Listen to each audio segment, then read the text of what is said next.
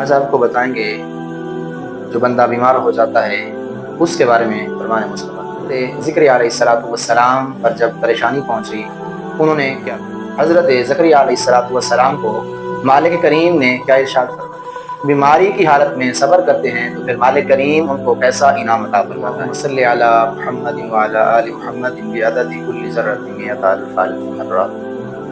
السلام علیکم ورحمۃ اللہ وبرکاتہ۔ ایک مرتبہ پھر حاضر ہیں آپ کی بارگاہ میں بڑا ہی عظیم موضوع لے کر کہ بیماری کی حالت میں صبر کرنا کیسا اور پھر انعام اس پہ جو ملتا ہے وہ کیا۔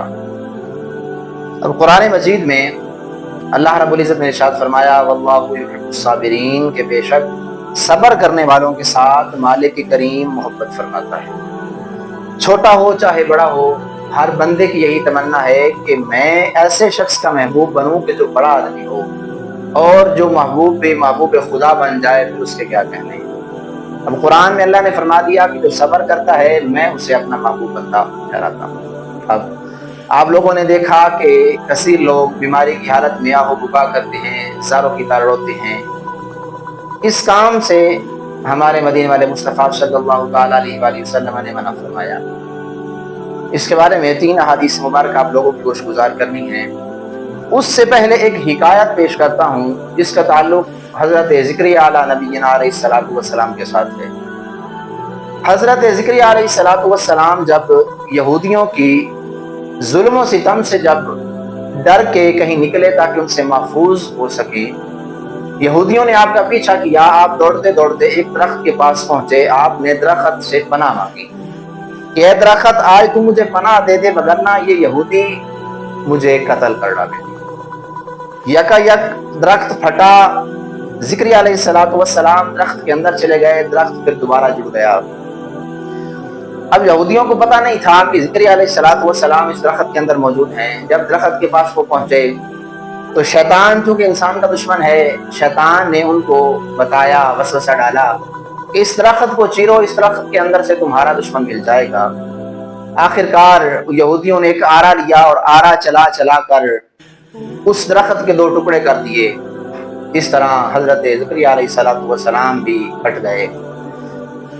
اب یہ حکایت سنانے کا اصل مقصد یہ ہے کہ جب آرا آپ کی گردن تک پہنچا تو آپ کی زبان سے اف نکلنا چاہا۔ بارگاہ خداوندی سے فرمان آیا کہ زکریا اگر زبان سے اف بھی کہہ ڈالی تو تیرا نام صبر کرنے والوں کی کتاب سے مٹا دیا جائے گا۔ اس کے بعد اللہ کے پیارے نبی نے اپنے آپ کو کٹوانا تو گوارا کر لیا، لیکن صبر پر کبھی بھی کمپرومائز نہ کیا، بلکہ جتنی بھی مصیبت پہنچی صبر کا دامن نہ تھا چھوڑا اور صبر کو پکڑے رکھا اور کامیاب ہو گئے۔ اب اللہ نے ارشاد فرمایا کہ جو بھی بندہ مصیبت کے وقت مجھے پکارتا ہے تو فوراً اس کی وہ پکارنے کو سنتا ہوں اور اس کی دعا کو قبول فرماتا ہوں۔ اب اس حکایت سے کیا پتہ چلا کہ دنیا میں رہتے ہوئے انسان کو جتنی مرضی آزمائش آ جائے، پریشانی آ جائے، اگر انسان صبر کرتا ہے تو مالک کریم اس صبر کا اسے اجر لازمی عطا فرماتا ہے۔ اسی طرح بیماری چونکہ آج کل ہر گھر کا ساتھی ہے، کوئی کسی بیماری میں مبتلا ہے تو کوئی کسی بیماری میں گھرا ہوا ہے۔ اسی متعلق میں نے سوچا کہ آج کچھ حدیث مبارکہ آپ لوگوں کو سنا دوں تاکہ ہم بھی فرامین مصطفیٰ سن کر اپنے سینے میں ٹھنڈ پہنچائیں۔ کنز الاموال شریف کی حدیث مبارکہ سرکار دو عالم صلی اللہ تعالیٰ علیہ وآلہ وسلم کا فرمان خوشبودار ہے۔ آپ نے ارشاد فرمایا کہ جو بندہ رات بھر بیمار رہا اور بیماری کی حالت میں رات گزار دی، اللہ رب العزت اس بندے کے گناہوں کو ایسے معاف فرما دیتا ہے کہ جس طرح وہ بندہ ابھی ابھی اپنی ماں کے پیٹ سے پیدا ہوا۔ کیا پتہ چلا؟ ایک رات بیماری کی حالت میں گزار ڈالی، کتنا بڑا انعام ملا۔ ہاں شرط یہ ہے کہ آہو بکا نہیں کرنی، رونا پیٹنا نہیں ہے، بلکہ صبر کا دامن پکڑے رہنا ہے، پھر ہی یہ انعام ملے گا۔ دوسری حدیث مبارکہ شعب الایمان کی حدیث مبارکہ ہے۔ فرمان مصطفیٰ صلی اللہ تعالیٰ علیہ وآلہ وسلم آپ نے ارشاد فرمایا کہ جب کوئی بندہ بیماری کی حالت میں آتا ہے، کوئی بیماری میں مبتلا ہو جاتا ہے، تو اللہ رب العزت الٹے کندھے والے فرشتے کو یہ حکم دیتا ہے کہ اس بندے کے گناہ لکھنا بند کر دو، لہٰذا وہ گناہ لکھنے روک دیتا ہے۔ اور یہ دائیں کندھے والے فرشتے سے مالک فرماتا ہے کہ آج اس بندے کی وہ ساریاں نیکیاں لکھ ڈالو جتنی بھی اس بندے نے اپنی زندگی میں کی ہیں. تو وہ دڑا دڑ قلم چلا کے اس بیمار کی نیکیاں لکھتا رہتا ہے.